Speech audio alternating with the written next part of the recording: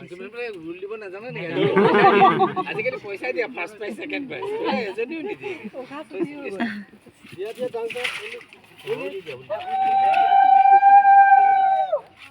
নমস্কাৰ জনাইছোঁ মোৰ অন্য এটা সৰু ভিডিঅ'লৈ।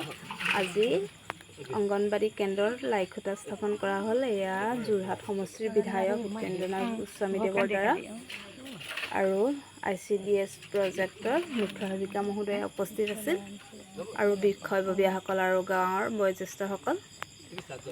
এয়া লাইখুটা পোতা হৈছে। আজি মডেল চেণ্টাৰ আহিছে। এয়া আজিৰ দিনটো এনেকৈ ব্যস্ত থাকিবলগীয়া হ'ল।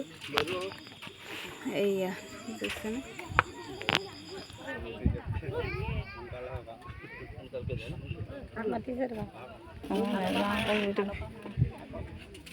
ফটো নাই মৰা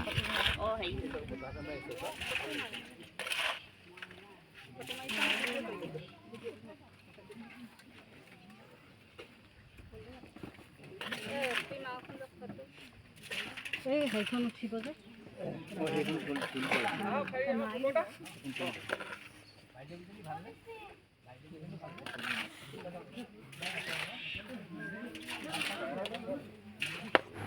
সকলো কাম যাতে ভালে ভালে হৈ যায়। এয়া ময়ো অকণমান মছলা দি দিলোঁ।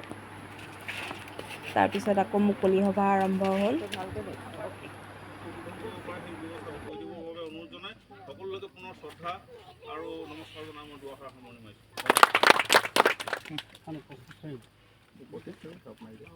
মাননীয় বিধায়ক মহোদয় আৰু উপবিষ্ট ব্যক্তিসকল আৰু পানীৰীয়া চুকৰ বাসিন্দাসকল, আমি বিধায়ক মহোদয়ক এই সুযোগতে ধন্যবাদ জ্ঞাপন কৰিছোঁ, যিহেতু এই অংগনবাড়ী কেন্দ্ৰটো এটা স্থায়ী ঘৰেই নাছিল, এখন চালিত চলি আছিল। কিন্তু আমি তেখেতৰ মানে তৎপৰতাত এটা আটকধুনীয়া ঘৰ পাবলৈ সক্ষম হৈছোঁ।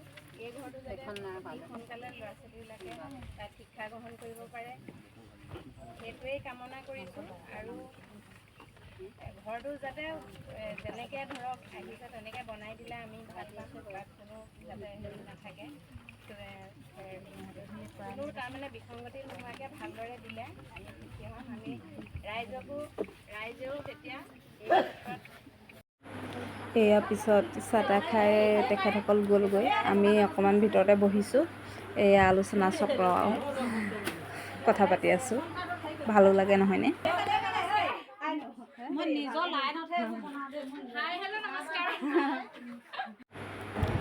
এয়া ঘৰলৈ আহি ল'ৰা উৎপাত দেখিছেনে? মানে কি যে ক'ব আৰু নহয়, শান্তিৰে নাথাকে এই গৰমত।